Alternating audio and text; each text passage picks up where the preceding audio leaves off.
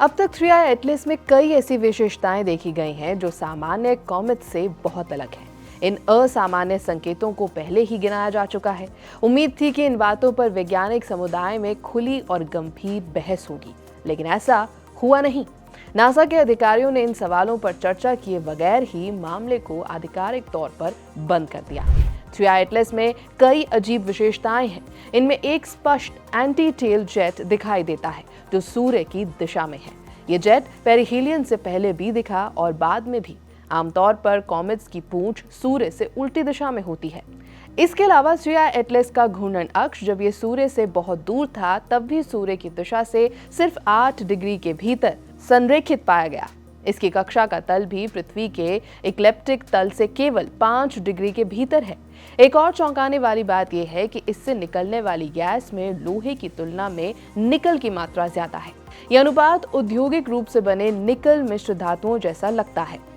31 दिसंबर 2025 को CIA ने 3i Atlas से जुड़े रिकॉर्ड्स पर एक RTI जैसे FOIA सवाल का जवाब दिया। ये सवाल जॉन ग्रीनवॉल्ड जूनियर ने किया था। CIA ने कहा कि वो ना तो ऐसे रिकॉर्ड्स के अस्तित्व की पुष्टि कर सकता है और ना ही उससे इनकार कर सकता है। ये जवाब सार्वजनिक रूप से ट्वीट भी किया गया। ये प्रतिक्रिया हैरान करने वाली है।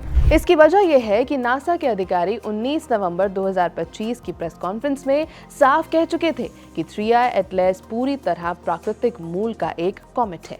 अगर सरकार और अकादमिक जगत में ये बात शुरू से ही स्पष्ट थी तो फिर CIA को इससे जुड़े रिकॉर्ड्स को संवेदनशील क्यों मानना पड़ा?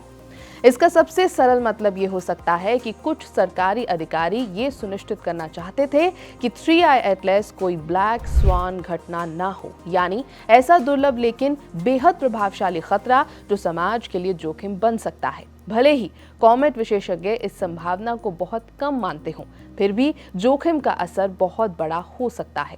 छोटी संभावना और बड़े असर को जोड़कर देखा जाए तो ऐसे मामलों को गंभीरता से लेना जरूरी हो जाता है। ये तर्क पास्कल के दाव जैसा है। इतिहास में ट्रोजन हॉर्स की कहानी और आधुनिक समय में 11 सितंबर 2001 और 7 अक्टूबर 2023 जैसी घटनाएं इसकी मिसाल है। ये ऑब्जर्वेशंस एवी लोब ने की है और एवी लोब ने ही नासा के जवाब पर सवाल उठाया है। ऐसी स्थिति में नासा को वैज्ञानिक रूप से सबसे संभावित व्याख्या देने के लिए आगे किया गया। वहीं CIA ने ब्लैक स्वान की आशंका पर अपनी जांच को सार्वजनिक नहीं किया। इसका मकसद अनावश्यक डर, सामाजिक अस्थिरता और बाजारों में घबराहट से बचना हो सकता है। CIA जनता का भरोसा बनाए रखना चाहती है। वो झूठा अलार्म नहीं बजाना चाहती ताकि असली खतरे के समय लोग चेतावनी को भी गंभीरता से लें।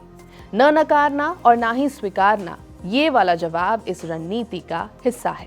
अगर ये व्याख्या सही है तो 3i एटलस पहला खगोलीय पिंड हो सकता है जिसके मामले में खुफिया एजेंसियों ने जानबूझकर ऐसा रुख अपनाया। 2025 की गर्मियों में लियोब क्लासिफिकेशन स्केल एवी लियोब ने प्रस्तावित किया था। ये इंटरस्टेलर वस्तुओं के संभावित एलियन टेक्नोलॉजी खतरे को मापने का पैमाना है। इस पर 3 शोध पत्र प्रकाशित हुए। उसी दौरान एवी लियोब ने नीति निर्माताओं को आगाह किया था कि 3i एटलस एक ब्लैक स्वान हो सकता है। संभव है कि किसी ने ये चेतावनी सुनी हो। हाल ही में रिपोर्ट्स ने एवी लियोब से 3i एटलस पर रेडियो सिग्नल खोज से जुड़ी रिपोर्ट पर प्रतिक्रिया मांगी। ये डेटा ग्रीन बैंक टेलीस्कोप से लिया गया था। एवी लियोब ने ही बताया था कि उन्होंने ब्रेक थ्रू लिसन इनिशिएटिव को रेडियो सिग्नल खोजने के लिए प्रोत्साहित किया था। इसकी वजह यह थी कि 3i एटलस की दिशा 1977 के वाव सिग्नल की दिशा से सिर्फ 9 डिग्री अलग थी। इसकी संभावना मात्र 0.6% थी। नए डाटा से ये साफ हुआ कि 18 दिसंबर 2025 को 5 घंटे की अवधि में 1 से 12 गीगाहर्ट्ज बैंड में पृथ्वी की ओर कोई तकनीकी रेडियो सिग्नल नहीं मिला। हालांकि ये जरूरी नहीं कि कोई तकनीकी वस्तु लगातार रेडियो सिग्नल भेजे। ऐसे सिग्नल को आकाशगंगा पार करने में हजारों साल लग जाते हैं, जबकि 3i एटलस का सौर मंडल में कुल समय लगभग 16,000 साल है। अरबों साल की यात्रा में किसी एक 5 घंटे की अवधि में सिग्नल मिलना बेहद असंभव है। साथ ही सिग्नल ना तो पृथ्वी की दिशा में हो सकता है और ना ही उसकी फ्रीक्वेंसी पर।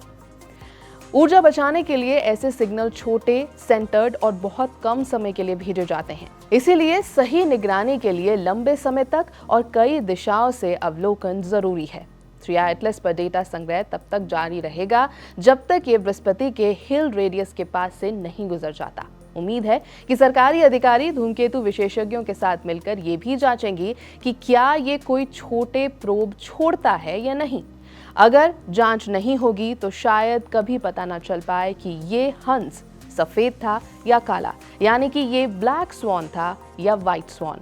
एवी लियोब इस थ्योरी के साथ है कि हो सकता है ये ब्लैक स्वॉन हो और इसीलिए CIA और नासा की प्रतिक्रिया पर उन्होंने सवाल उठाए हैं। ये है बीपी लाइव, मेरा नाम है श्वेता शर्मा।